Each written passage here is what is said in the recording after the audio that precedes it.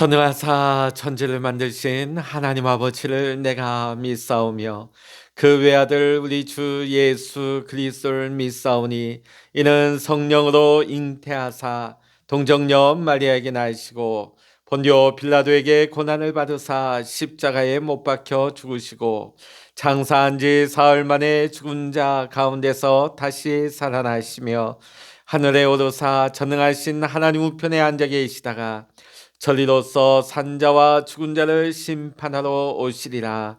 성령을 믿사오며 거룩한 공예와 성도가 서로 교통하는 것과 죄를 사하여 주시는 것과 몸이 다시 사는 것과 영원히 사는 것을 믿사옵나이다.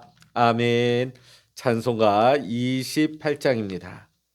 찬송가 28장 우리 함께 찬양하십니다. 28장입니다. 복의 근원 강림하사 찬송하게 하소서. 한량 없이 자비하심 측량할 길 없도다.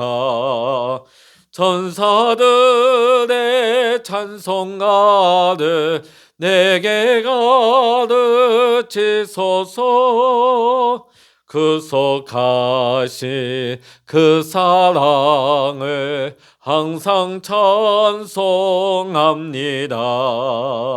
주의 크신 도움 받아 이때까지 왔으니 이와 같이 천국에도 이르기를 바라네. 하나님의 품을 떠나 죄에 빠진 우리를 예수 구원하시려고 보혈을 흘려주셨네. 주의 귀한 은혜 받고 일생 빚진 자 되네.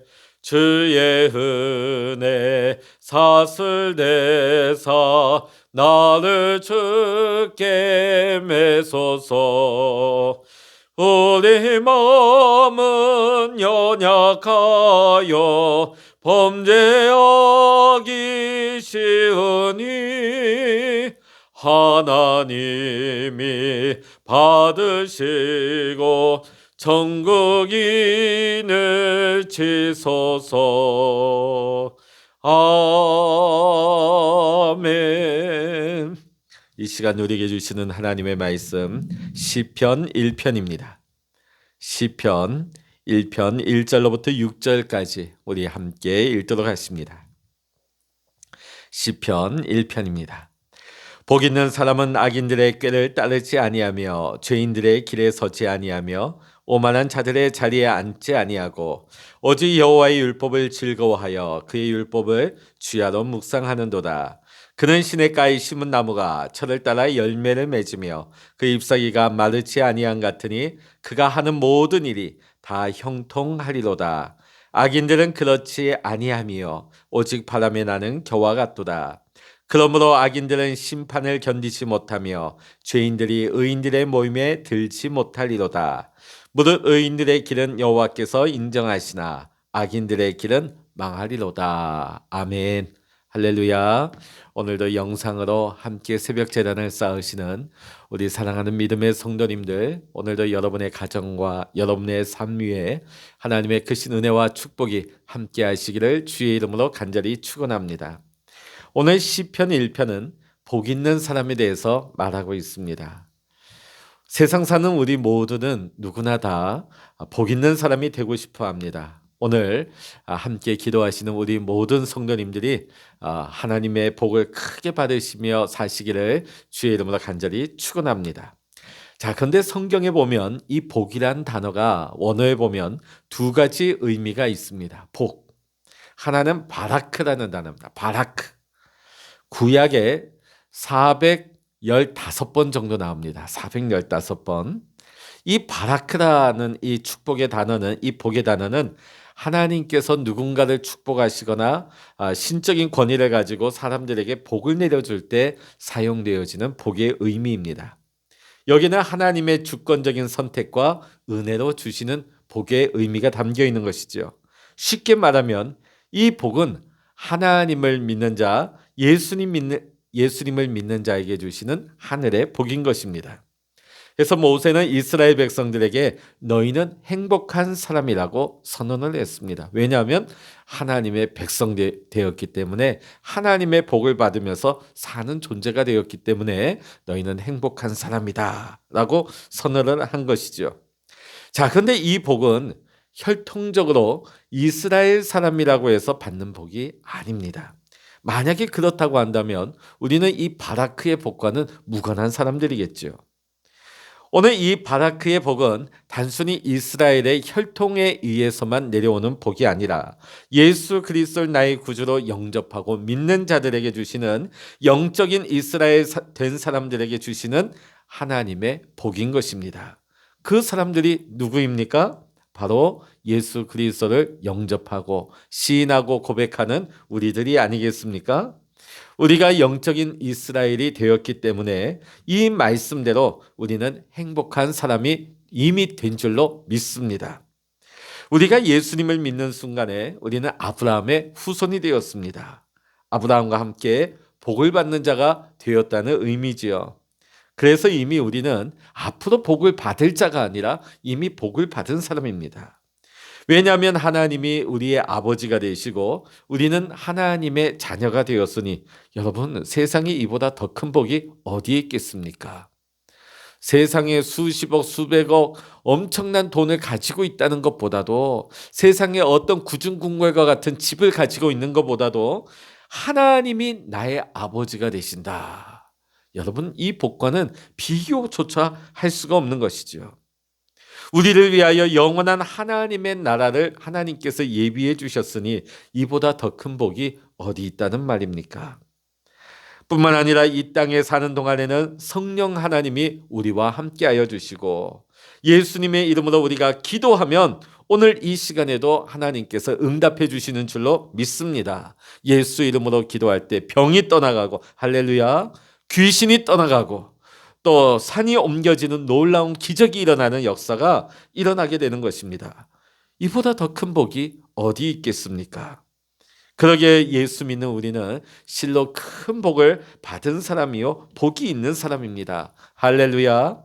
그런데 성경에는 이 복이 바라크라는 단어 외에 아시와르라고 하는 이 복의 의미가 또 있습니다. 아시와르. 구약 성경에 이 의미로 쓰이는 아시와르의 복이 44번이 나오고 있습니다. 자, 이 아시와르라는 의미의 복은 하나님과의 관계 속에서 우리가 어떤 삶을 사느냐에 따라서, 즉 내가 어떻게 행하며 사느냐에 따라서 주시는 복이라는 것입니다. 하나님의 자녀이긴 하지만 어떤 이는 이 복을 받는 자도 있고 어떤 이는 이 복을 받지 못하는 자도 있게 되는 것입니다. 왜냐하면 내가 어떤 삶을 사느냐, 내가 어떻게 행하면서 사느냐에 따라서 주시는 복이 이 아시와르라고 하는 복이기 때문이지요. 그래서 이것은 나의 행함에 의해서 오는 복이 되는 것입니다. 이 복이 오늘 본문에 나오는 아시와르, 오늘 이 시편 1편에 나오는 이 복의 의미는 아시와르, 내가 어떤 삶을 살아가느냐, 내가 무엇을 선택하고 내가 어떻게 행하며 살아가느냐에 따라서 주시는 하나님의 복이라는 것입니다. 만약 우리가 하나님의 자녀가 되었음에도 불구하고 여전히 불순종하고 세상 욕심 가운데 살아가게 된다면 우리는 바라크의 복을, 하나님 자녀의 복은 받았지만은 우리가 이 땅에서 우리가 믿음으로 선택하고 행하면서 받게 될 이 아시와르의 복을 받지 못하면서 살게 되는 것이죠. 결국은 하나님의 자녀이기는 한데 이 불순종 때문에 징계와 고난을 받게 되는 것입니다. 우리가 쉽게 생각하면 선민 이스라엘, 하나님께서 아브라함의 후손들을 하나님께서 세상 많은 민족 가운데 택하여 주시고 구별해 주셨습니다. 분명 하나님께서 복을 주신 것이죠. 구별해 주신 것입니다. 하나님이 주신 이 바라크의 복을 받은 거죠. 자, 그런데 아시와르의 복을 받으려면 어떻게 될까요? 오늘 이 본문 말씀 시편 1편에 보면 우리가 아시와르의 복을 받는 비결이 나오고 있습니다. 첫 번째, 복 있는 사람이 되려면 우리가 세 가지를 피해야 된다고 시편 1편 1절에 나오고 있습니다. 우리 1편 1절 우리 같이 한번 읽어보십니다. 복 있는 사람은 악인들의 꾀를 따르지 아니하며 죄인들의 길에 서지 아니하며 오만한 자들의 자리에 앉지 아니하고.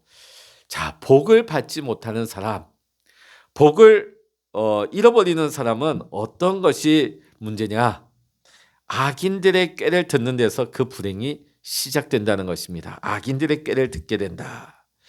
세상에서 이런 말들 하죠. 귀가 얇다. 그냥 우리가 분간해서 잘 분별해서 들어야 될 것과 듣지 않아야 될 것을 우리가 분별해야 되는데, 이 악인들의 꾀를 자꾸 듣게 되니까 마음이 어떻게 될까요? 악한 마음이 생긴다는 것이죠.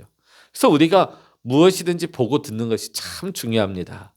내가 무엇을 보느냐, 내가 무슨 얘기를 듣느냐에 따라서 우리의 마음이 결정되기 때문입니다. 자, 악인들의 꾀를 자꾸만 듣게 되니까 악한 마음이 생겨서 죄인의 길에 들어서게 되는 것이지요.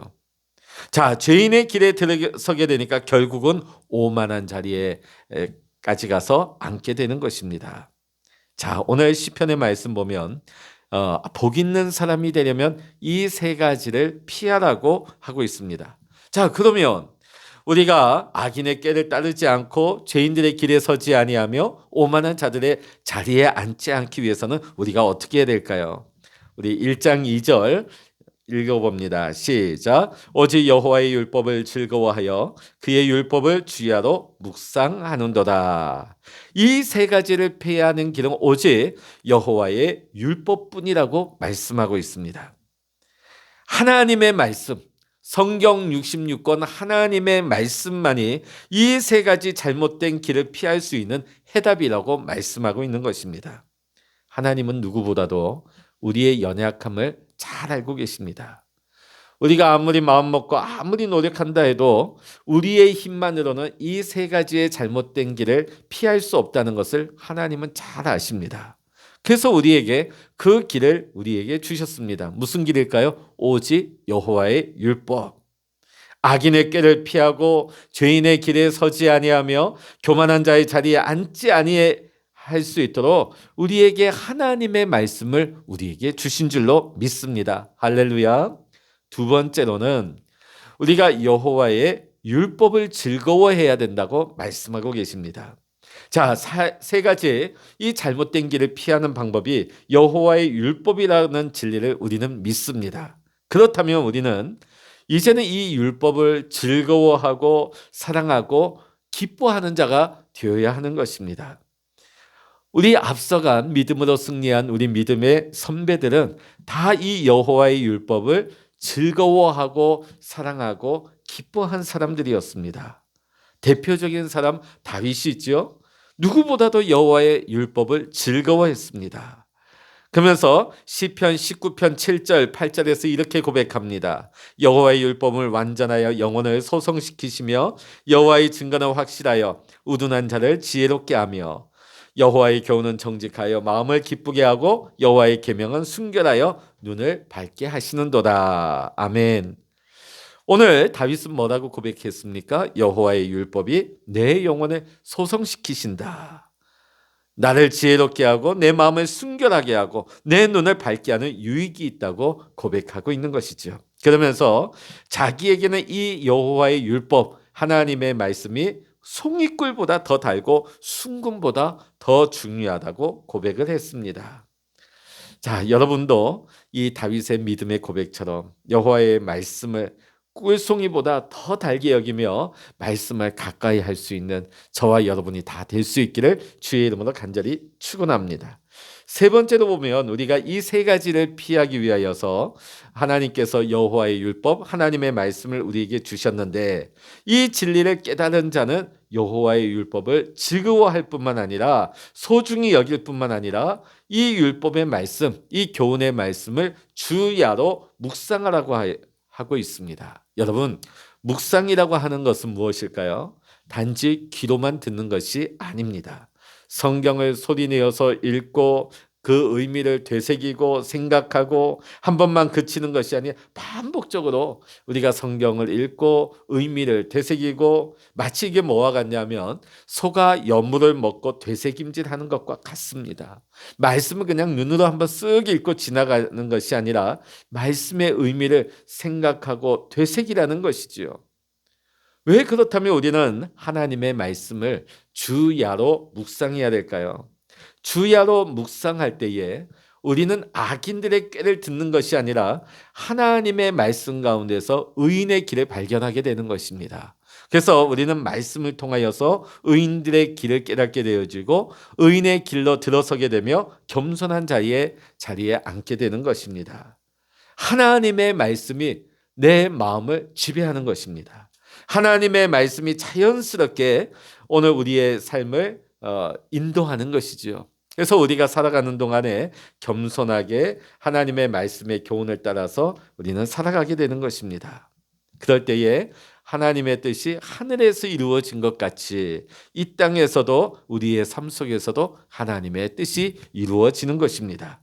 하나님이 나를 용서하신 것 같이 우리가 말씀 가운데 거할 때 말씀을 묵상하며 살아갈 때에 나도 다른 사람을 용서하고 은혜를 베풀며 사랑하는 자로 살아갈 수가 있는 것입니다. 우리가 또 주야로 하나님의 말씀을 묵상한다는 것은 습관이죠. 여러분, 습관이 굉장히 중요합니다. 우리가 아침에 일어나면 우리는 의뢰의 양치를 하고 세수를 합니다. 또 자기 전에도 우리는 양치를 하고 세수를 하게 되죠. 또 샤워를 하죠. 왜 그렇습니까? 우리의 육신의 청결과 깨끗함을 위해서, 건강을 위해서 그런 것입니다. 자, 우리가 영혼의 건강을 위해서도 우리는 꼭 해야 되는 중요한 습관이 있습니다. 그것은 뭐냐면 여호와의 말씀, 이 율법을 주야로 묵상하는 것입니다. 하나님은 이스라엘 민족에게 이 습관을 갖도록 하시려고 이런 방법을 명령을 하셨습니다. 시편 6편 6절로부터 9절까지의 말씀 제가 읽어드립니다. 오늘날 내가 내게 명하는 이 말씀을 너는 마음에 새기고 내 자녀에게 부지런히 가르치며 집에 앉았을 때든지 길에 행할 때든지 누웠을 때든지 일어날 때든지 이 말씀을 강론할 것이며 너는 또 그것을 내 손목에 메어 기호를 삼으며 너 미간에 붙여 표를 삼고 또 내 집 문설주와 바깥문에 기록할지니라. 지금까지도 유대인들은 이 방법을 잘 실천하고 있습니다. 그래서 집안 곳곳에 성경 구절을 붙여놓고 또 안식일이 되면 남자들은 성경을 손가락에 메고 팔뚝에 감고 이마에도 붙여놓고 말씀을 가장 가까운 곳에 두고 말씀을 묵상하려고 하는 것이지요. 여러분, 오늘 또 우리가 사는 시대는 참 좋아졌습니다. 말씀을 묵상할 수 있는 여러 가지 좋은 수단들이 생겨났죠. 또 기독교 방송, 또 인터넷 방송, 성경의 여러 가지 핸드폰의 프로그램들, 또 큐티 프로그램들, 너무나 좋은 요소들이 많이 있습니다. 우리가 이 미디어를 잘 활용하면 우리에게 좋은 영적인 유익이 되지만 이 미디어를 우리가 잘못 하게 되면 마귀의 통로가 되어지고 우리가 세상의 그릇된 길을 쫓아가는 양면성을 가지고 있는 것입니다. 우리 사랑하는 성도님들은 이 현대의 이 미디어, 우리가 보는 거, 듣는 거, 또 손에 쥐고 있는 이 스마트폰도 우리가 하나님이 우리에게 주시는 은혜의 통로, 축복의 통로로 사용할 수 있기를 원합니다. 우리가 이 새벽에 여러분 영상을 통하여서 스마트폰을 통하여서 또 컴퓨터를 통하여서 우리가 이 새벽 제단, 이 기도회를 함께 드리는 것도 하나님의 은혜가 아니겠습니까? 여러분의 좋은 은혜의 도구, 축복의 도구로 삼으셔서 여러분이 날마다 여호와의 율법을 즐거워하고 그 율법을 주야로 묵상하면서 사는 복 있는 사람이 되시기를 주의 이름으로 간절히 축원합니다. 자, 그러면 복 있는 사람의 삶은 어떠한 모습일까요? 오늘 1편 3절의 말씀 읽어보십니다. 시작. 그는 시냇가에 심은 나무가 철을 따라 열매를 맺으며 그 잎사귀가 마르지 아니한 같으니 그가 하는 모든 일이 다 형통하리로다. 이스라엘 땅은 굉장히 건조한 사막과 같은 땅입니다. 대부분이 황무지입니다. 황량한 땅이죠. 그래서 비가 내리지 않는 건기에는 온통 광야의 모습입니다. 자, 그런데 그 건기 가운데서도 푸르른 실록이 우거진 곳이 있습니다. 그것은 어디냐면 시냇가고 강가가 되는 것이죠. 자, 그런데 시냇가는 건기가 되면 말라버리는 것입니다. 그것을 가리켜서 우리는 건천이라고 합니다. 건천.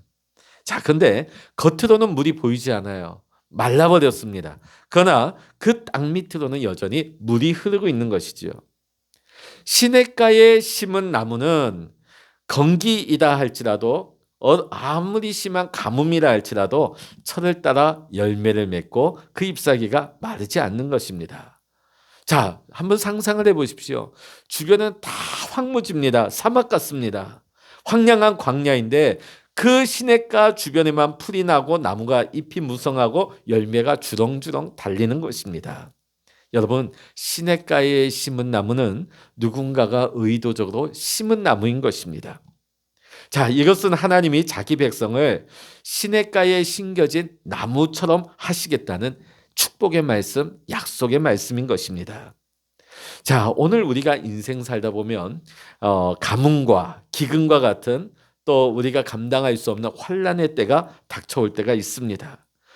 그런 때라 할지라도 하나님께서는 택한 자들을 보호하시고 지켜주시고 풍성한 결실을 주시겠다는 약속의 말씀을 하고 계십니다. 지금 이 코로나 상황 가운데서 경제가 어렵습니다. 환경이 어렵습니다. 여러 가지 여건이 어렵습니다. 교회가 어렵습니다. 그러나 우리 교회가 또 우리 믿음의 성도님들이 시냇가에 심겨진 나무와 같아서 이 어려운 여건 가운데서도 하나님께서 지키시고 보호하시고 축복하셔서 하나님이 허락하시는 풍성한 축복의 결실을 맺어나갈 수 있는 우리 교회와 우리 믿음의 성도님들이 다 되어야 될 줄로 믿습니다. 시냇가에 심겨진 나무가 되어야 할 줄로 믿습니다. 그래서 오늘 새벽 제단을 함께 쌓으시는 우리 믿음의 성도님들은 두 가지 복의 의미, 바라크의 복, 하나님 자녀의 복뿐만 아니라 아시와르의 복까지 우리가 믿음으로 선택하고 믿음으로 행함으로 말미암아 이 땅에서 하나님이 누리게 하시는 풍성한 축복을 누릴 수 있는 복 있는 사람이 다 되시기를 주의 이름으로 간절히 축원합니다. 기도하시겠습니다. 할렐루야. 하나님 아버지 감사합니다.